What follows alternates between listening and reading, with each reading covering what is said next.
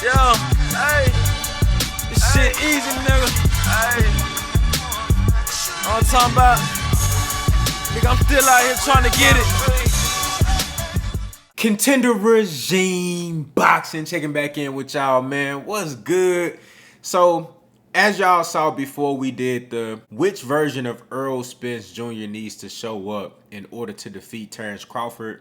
And I told y'all that we was going to double back and do which version of Terence Crawford needs to show up to defeat Errol the True Spence Jr. Now, as we all know, I am picking Errol Spence to win this fight. I think Errol Spence is just stylistically gonna match up perfect with Terence Crawford. And I just the way he's been looking in camp is solidifying those ideas even more. However, I still believe that this is a very competitive fight. It's the elite versus the elite, the top of the top. It don't get no better than this when you talk about skill level, pedigree, accomplishments, legacy. This is boxing royalty fighting on July 29th. These guys are solidified. Well, this is going to furthermore solidify their careers, but like this is the best of the best, so it's going to be a great fight nonetheless. No matter how this shit go, it's going to be a great fight. I don't think anybody doubts that, right? For Terence Crawford, it's going to be a combination of two fights. It's going to be a combination of the Shawn Porter fight because of the way Shawn Porter's game plan, the way he approached that fight in the early part, in I would say the first 6 or 7 rounds, the way Shawn Porter approached that fight was effective. Going forward, jumping in and out, just trying to be unpredictable, making Bud think, roughing him up a little bit, getting tough with him on the inside, doing whatever he could with his size and his skill set to be able to, push the pace of the fight and make Bud fight when he don't want to fight. But we saw that Terence Crawford in that fight, he was able to, box off of the back foot, use subtle side steps, and fighting out of the southpaw stance, he was very effective with that lead left uppercut, running Shawn Porter into shots, making him overcommit, miss, and making him pay.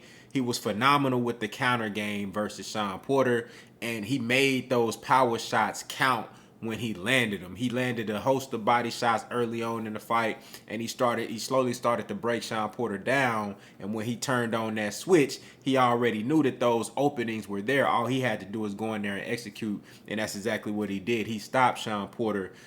We all know the controversy with Shawn and his dad. He threw in the towel, but I think ultimately with Terence Crawford, in my opinion, I think Terence Crawford is one of the best finishers in the game. It'd be hard to find somebody who's a better finisher at this point in the sport. And I just believe when Terence Crawford gets you hurt, even though I don't think Shawn Porter was extremely hurt, I think that he was like buzzed and caught off guard. Like something for him to get knocked down twice in a row, something we ain't never seen with Shawn Porter. Something ain't right. You dig what I'm saying? So I think ultimately Terence Crawford was going to finish Shawn Porter. So good performance by Terence Crawford turning it up versus a guy coming forward, right?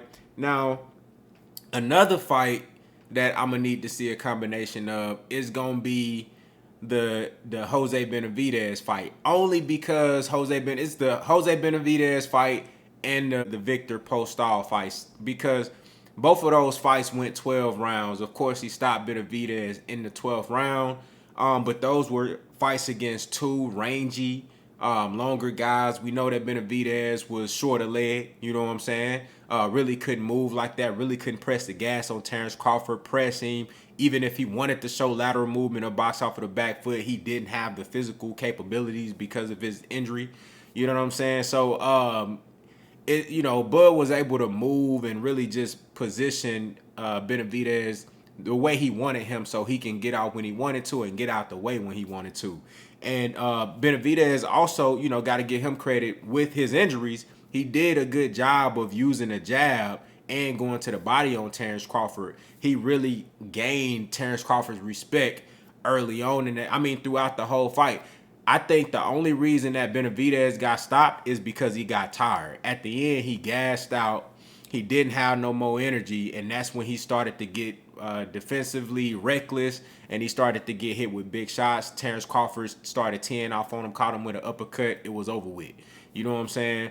Still a good performance by Terence Crawford. You got to give him credit. You know, he capitalizing on his opponent's weaknesses. That's what you're supposed to do. And with the Victor Postol fight, that fight went the distance. And, you know, Terence Crawford used a lot of mobility in that fight. He used a lot of lateral movement. He fought in the orthodox and he fought in southpaw in that fight, I believe. I don't think he stayed orthodox the whole fight, but I know he did fight orthodox at some point in that fight. And Victor Postol was a long-rangey guy. You know, he was a good fighter, but he really didn't have that next level that he can take it to get Terence Crawford out his game. Crawford was able to just move around the ring, box, and keep the longer guy at bay and really just do what he want and coast to a unanimous decision victory. So I think it's going to be a combination of those three fights for Terence Crawford with Errol Spence. Percentage-wise, I think most of it is going to have to be the Shawn Porter. I think it's going to have to be mostly the game plan that he had versus Shawn Porter, because he got to be looking to land his power shots.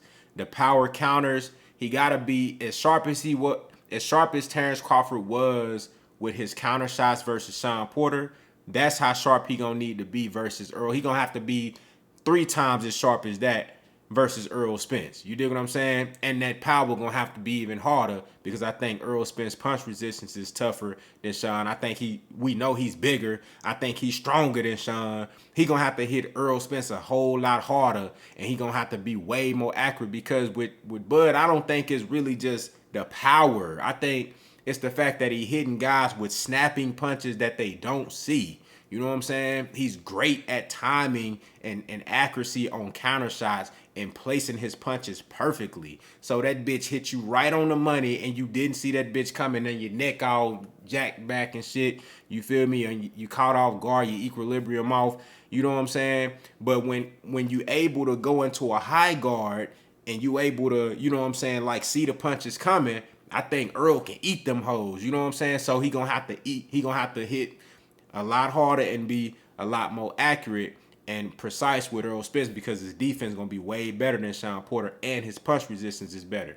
But I think that's going to be primarily Terence Crawford's game plan, trying to set Errol Spence up, take advantage of his aggressiveness, and try to land those sneaky counter shots the same way he fought Shawn Porter, the same way he turned it up. And I think he going to be first, like he did on the second half of that Shawn Porter fight. He started to be first once he kind of figured out all Shawn Porter movements, and he just knew he can go in there and get in there where he fit in. You feel me?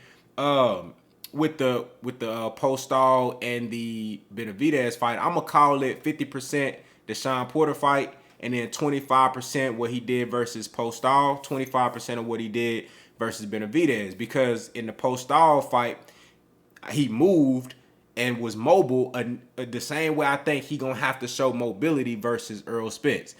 Even though he gonna be sitting back playing a counter game, he can't just be stationary with that shit. He gonna have to move a lot more than he moved versus Shawn Porter, and, you know, use more angles. He used a lot of angles with Shawn Porter, but I think he gonna have to use a lot more lateral movement, similar to how he did versus Postol. And then there's gonna be those spots where the fight is in the middle of the ring, like how he fought Benavidez. Benavidez, a decent counter puncher. With Benavidez not being able to move like that forward or backwards, that fight, you saw that fight take place a lot in the middle of the rings.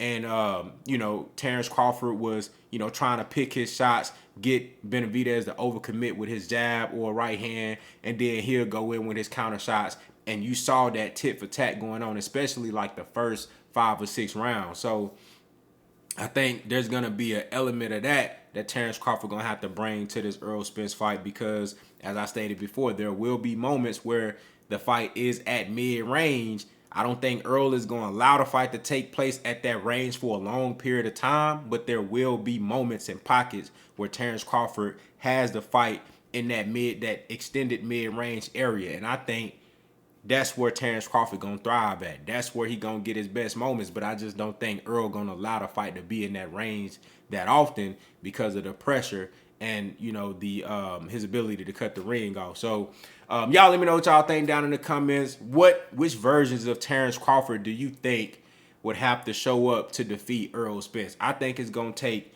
50% of what he did versus Shawn Porter, countering off of the back foot, setting traps, sneaky counter shots.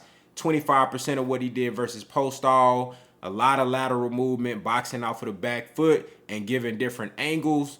And then 25% of what he did versus Benavidez, which was more so in the middle of the ring, giving slight movement, but, more so counter punching in the middle of the ring, setting up shots. So I think, if Terence Crawford comes in with elements from those 3 fights, and on top of that, showing some shit that I haven't seen before, like being able to take away the jab in the orthodox stance, take away a southpaw's jab in the orthodox stance the same way he take away the orthodox jab in the southpaw stance. I haven't seen him do that before. If he can do that, and if he can hurt Terence, if he can hurt Errol Spence, he can win this fight. He can win this fight. So think about it. This is why I'm picking Errol Spence, is because I need to see elements of things that Terence Crawford has already shown, and I need to see some shit that I haven't seen before. That's why I'm picking Errol Spence. But if I can see everything that I just mentioned, plus the shit that we ain't even seen him do, he can win. It's going to be tough, man. Y'all let me know what y'all think down in the comments. Contender regime boxing. I'll holler at y'all boys, man.